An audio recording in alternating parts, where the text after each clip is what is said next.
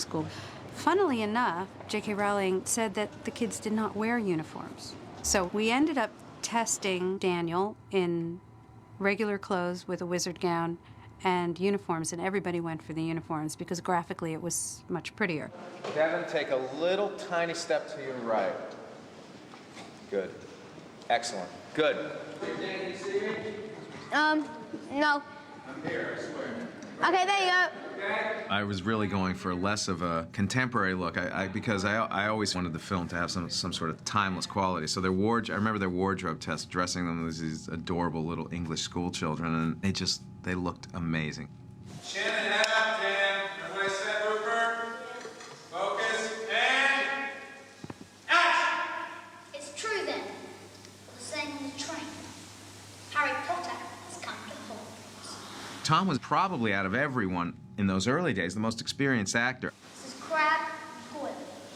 And I'm Malfoy.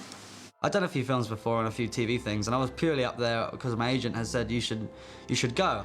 Did you read the books to start with? I had no idea what it was, no idea. I went for an audition for it, and everyone was talking about it. I remember one of the first things they asked at the interview is, what is your favourite scene in the book? And there was a row of us, about 7 of us, and of course I hadn't read it, so I just, the guy next to me said, oh, Gringotts, I love the trolls. So I just said, yeah. Same as this guy, yeah, I love the trolls, they're brilliant. And straight away, Chris saw straight through that, and I'm pretty sure that gave him a little internal laugh, so that could have helped, I don't know. At one point, when we were trying to find who's going to play Harry Potter, I thought Tom was so good, let me put some makeup on him and put a scar on him and a black wig and see if he could do Harry Potter. So we tested Tom as Harry Potter in that succession of screen tests. But we realized after the screen test we felt was better for Draco Malfoy. Out of the whole book, I'd rather to be Malfoy than anyone else, because I get to be a baddie. Rehearsal. Back again, Harry?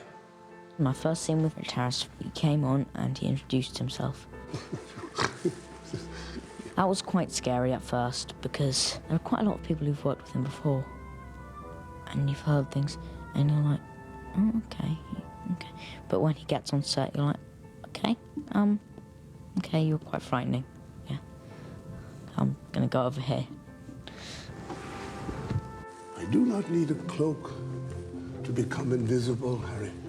When it came time to cast Dumbledore, we needed a father figure who had a sense of mischief and had a twinkle in his eye. So we thought Richard would be a perfect Dumbledore. Let me give you a clue. And Richard, by the way, is my godfather. My father used to be his agent. He was his best friend. So Richard was a very significant part of my life growing up. And he was a true eccentric, a real character, a larger-than-life character. And that was what you wanted Dumbledore